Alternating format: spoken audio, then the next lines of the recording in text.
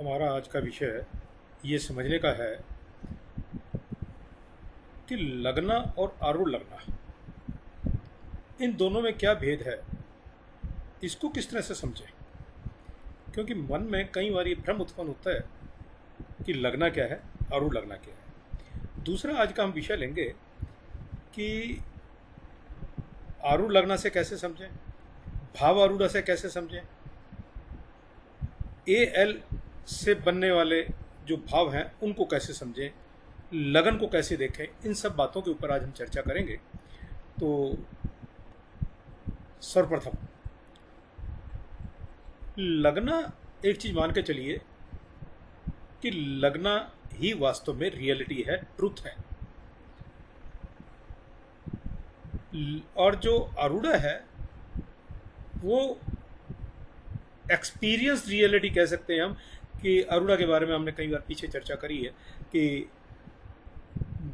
व्यक्ति विशेष के बारे में वर्ड किस ढंग से उसके बारे में धारणा रखता है, परसेप्शन रखता है, वो आरूढ़ा है। तो आरूढ़ा बदलता रहता है।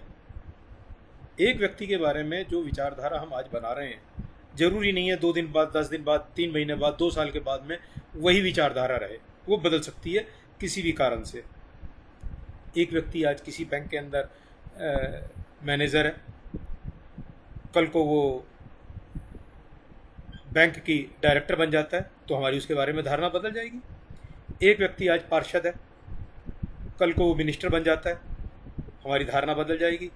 एक व्यक्ति आज छोटा व्यापारी है, कल को इंडस्ट्रियलिस्ट बन जाता है, हमारी धारणा बदल जाएगी। या इसका रिवर्स भी हो सकता है। तो लगन तो रियलिटी है, लेकिन आरूढ़ा परसेप्शन है जो बदल सकता है। लेकिन एक प्लैनेट लगन में बहुत उत्तम स्थिति के ऊपर हो सकता है, तो लाइफ के जो एक्सपीरियंसेस हैं उस अनुरूप होंगे। क्योंकि लगन तो जो बतलाता है, ट्रुथ बतलाता है। अरुणा एक्सपीरियंस के बारे में चर्चा करेगा। तो लगन से बहुत उत्तम है और अरुणा से उसकी स्थिति वो नहीं है। लगन से कोई भी प्लेनेट क्या बदलाता है? ट्रू कार्मिक प्लेसमेंट, इनर रियलिटी, व्यक्ति वास्तव में है क्या, उसकी वास्तव में सामर्थ्य क्या है, एक्चुअल पोटेंशियल, ये तो हम लगन से देखते हैं। लेकिन अरुणा क्या बदलाएगा? लिव्ड एक्सपीरियंस, लोग बाग उसके बारे में कैसे विचार कर रहे हैं, पब्लिक मैनिफेस्टेशन, साइकोलॉजिकल रियलिटी, ये बातें हम जो है अरुणा से देखेंगे। एक विषय और ध्यान देने का है कि कोई भी प्लेनेट लगन की जगह अरुणा से ज्यादा प्रभावशाली रिजल्ट देता है। वह जिंदगी के होने वाले विषयों को जो अरुणा से प्लेनेट की पोजीशन है, ज्यादा प्रभावशाली ढंग से रिजल्ट आते हैं। क्यों आते हैं? क्योंकि जिंदगी के अंदर जो भी मैनिफेस्टेशन हो रहा है वो क्यों होता है? मेरे से कोई व्यक्ति व्यवहार कैसे कर रहा है, मेरे बारे में जो परसेप्शन है उसका, जो मेरे बारे में रिकॉग्नाइजेशन है किसी भी जातक के बारे में, उसका जो सोशल इंटरेक्शन है, तो ये सब स्थितियां का जो मैनिफेस्टेशन है, ये सब अरुणा से होता है, लगन से नहीं। लगन सत्य जरूर है, लेकिन ये मैनिफेस्टेशन अरुणा से है। तो इसलिए प्लैनेट की जो पोजीशन है, ग्रह की जो स्थिति है, वो अरुणा से ज़्यादा बढ़िया रिजल्ट देती है, अरुणा लगन से। इसको हम इस प्रकार समझने का प्रयास करते हैं कि वीनस लगन कुंडली में D1 चार्ट में 9th भाव में है। 9th भाव में है तो हम कह सकते हैं कि बेनिफिक प्लैनेट है। वीनस के जो कारक तत्व हैं उसको मिलने, क्या मिलेंगे? फॉर्च्यून हो सकता है उसको, बेनिफिक प्लैनेट होने के कारण उसके बड़ों का, गुरुओं का ब्लेसिंग्स मिल सकती हैं। जिंदगी में हारमोनी रहेगी, रिलेशनशिप, क्योंकि वीनस कार का रिलेशनशिप का अच्छा रिलेशनशिप कर्म रहेगा। लेकिन अब हम इसी वीनस को इसी स्थिति में आरूढ़ पदा से देखने का प्रयास करें। और ये मान लेते हैं कि आरूढ़ पदा 10वें भाव में बन रहा है। तो ये जो वीनस है अब आरूढ़ पदा से 12th हो गया। लगन से 9th है, लेकिन आरूढ़ पदा से 12th होने के कारण it indicates distance, withdrawal, sacrifice. तो वीनस तो वही था लगन से भी और आरूढ़ लगन से भी, लेकिन एक्सपीरियंसेस डिफरेंट हो गए। स्थितियों का दोनों का सामना करना पड़ेगा, लेकिन ज़्यादा मजबूती से जो चीज़ नज़र आ रही है वो आरूढ़ पर। एक एग्जांपल और समझने का प्रयास कर लेते हैं।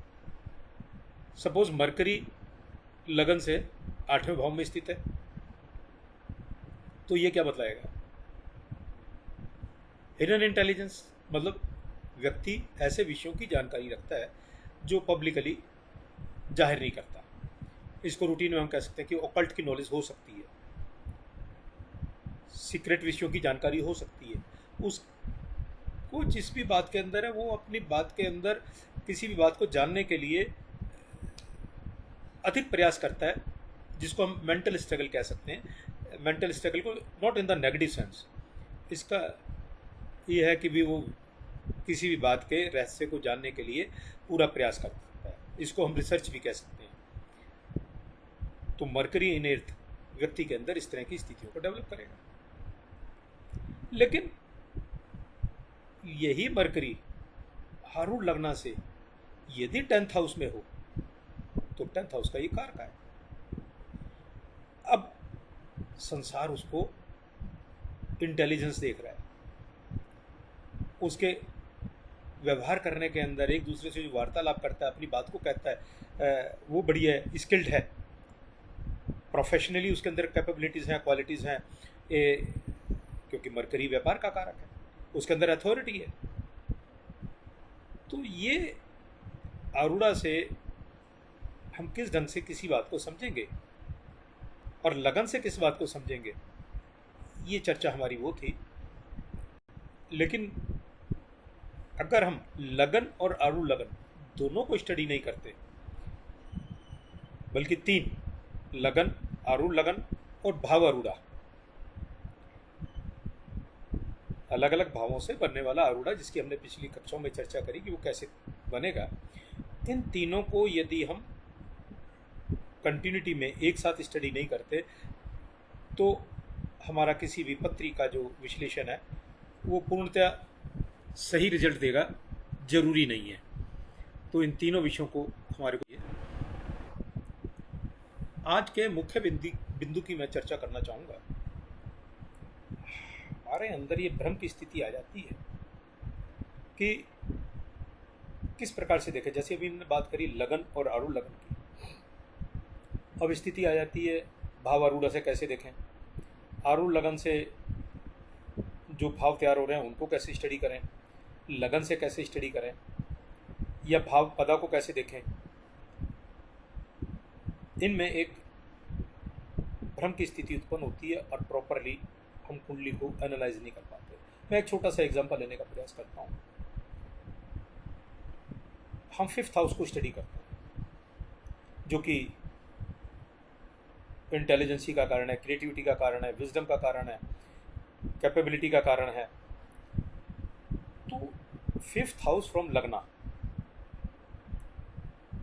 ये बतलाएगा कि कोई भी जातक जिसकी कुंडली में 5th हाउस फ्रॉम द लगना, उसके अंदर जो प्लैनेट्स हैं बेनिफिक और मैलेफिक, उसके अनुरूप वह जातक कितना इंटेलिजेंट है, कितनी उसके अंदर किसी काम को करने की लगन है, क्रिएटिविटी है, समझ है, कौशल है,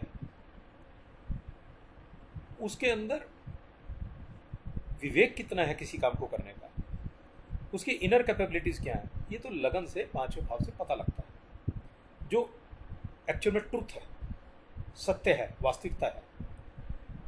लेकिन आरूढ़ लगना से 5th हाउस ये किस चीज़ के बारे में बतलाएगा? ये बतलाता है कि दुनिया उसकी इंटेलिजेंसी को किस ढंग से देख रही है।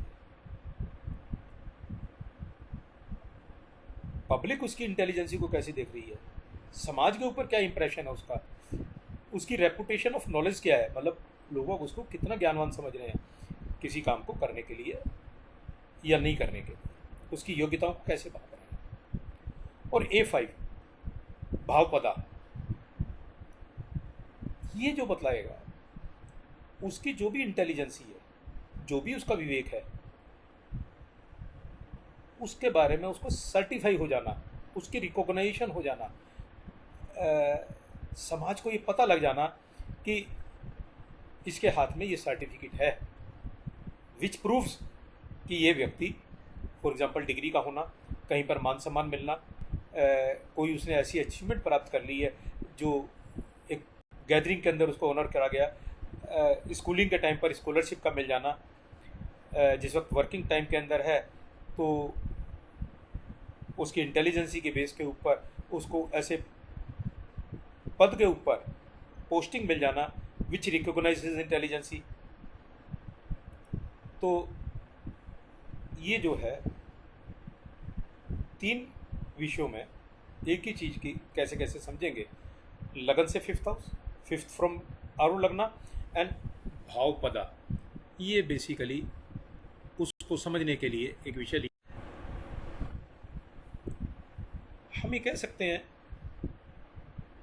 रिमेंबर, ध्यान दें, मतलब रिमेंबर वर्ड, ट्रुथ परसेप्शन नहीं है, जरूरी नहीं है कि एक व्यक्ति जैसा है समाज उसी के बारे में वही परसेप्शन बनाएगा। दूसरी बात, जो उसके बारे में परसेप्शन बना हुआ है जरूरी नहीं है कि वही मैनिफेस्ट ही होगा। इसको एक साधारण बिंदु से समझने का प्रयास करते हैं। एक कॉलेज के अंदर प्रोफेसर हैं, तो उनके 5th हाउस में मान के चलते हैं कि बेनिफिक प्लैनेट्स का प्रभाव है बाई एस्पेक्ट्स, कंजंक्शन और प्लेसमेंट। तो उनके जो स्टूडेंट्स हैं वो कैसे समझेंगे और A5 को कैसे समझेंगे, इन बातों को समझते हैं। तो 5th हाउस में लगन से यदि अच्छे प्लैनेट्स का प्रभाव है तो हम कह सकते हैं कि उसको डीप नॉलेज है अपने विषय की, जो भी उनका विषय है उसके बारे में वो बड़ी अच्छी जानकारी रखते हैं, अपने विषय का ज्ञान है। लगन से 5th हाउस तो इस चीज़ की बताएगा। लेकिन आरूढ़ लगना से जो 5th हाउस बन रहा है वहाँ बेनिफिक प्लैनेट्स का प्रभाव नहीं है, वहाँ उचित प्रभाव न होने के कारण कह सकते हैं कि उनके विद्यार्थी उनकी उस नॉलेज को एप्रिशिएट नहीं कर रहे, रिकॉग्नाइज नहीं कर रहे। अब वो रिकॉग्नाइज, उनके पास में डीप नॉलेज है, बट AL से जो 5th है वहाँ रिकॉग्नाइजेशन वीकनेस होने के कारण स्टूडेंट्स उनकी नॉलेज को रिकॉग्नाइज नहीं कर रहे। अब A5 5th हाउस का आरूढ़ पदा भी वीक है, तो डीप नॉलेज रख रहे हैं, स्टूडेंट्स भी अप्रिशिएट नहीं कर रहे हैं, लेकिन A5 वीक होने के कारण उनको किसी किस्म का रिकॉग्नाइजेशन नहीं मिल रहा, कोई प्रसिद्धि नहीं मिल रही, कोई उनकी बुक नहीं छपी, कोई उनको अवार्ड्स नहीं मिला। और इसकी जगह कोई दूसरा प्रोफेसर, मान लिया कोई दूसरा व्यक्ति है, उनका AL5 आरूढ़ पदा से 5th हाउस, और 5th हाउस का आरूढ़ पदा A5 इज स्ट्रॉन्ग, तो उनके स्टूडेंट्स भी उनको इंटेलिजेंट मानते हैं, उनको रिवार्ड्स भी मिलते हैं, रिकॉग्नाइजेशन भी मिलती है, पब्लिक सेलिब्रेट करती है, उनको इंटेलेक्चुअल के नाम पर फेमस माना जाता है, प्रसिद्धि मिलती है। ये सब स्थितियों को इस ढंग से हम समझ सकते हैं। कुल मिलाकर के कहने का भाव है कि हम साइकोलॉजिकली रह रहे हैं, सोशली रह रहे हैं आरूढ़ा के थ्रू, ये लगन वास्तविकता है। इस चैन को हम कैसे समझें? हमारे पास में अब 4 बिंदु हैं, राशि, भावा, भावेशा, आरूढ़ा। हमने जिस भी भाव का विश्लेषण करना है, वो लगन हो सकता है, दूसरा भाव हो सकता है, सातवां हो सकता है, 10वां हो सकता है। हमने मैरिज को देखना है, 7वां भाव हो सकता है। कैरियर को देखना है, 10वां भाव हो सकता है। व्यक्ति विशेष के बारे में जानकारी लेनी है, लगन हो सकता है। वहाँ एक राशि प्लेस्ड है, तो वो राशि जो है कर्मा का फील्ड है, जो भी राशि है।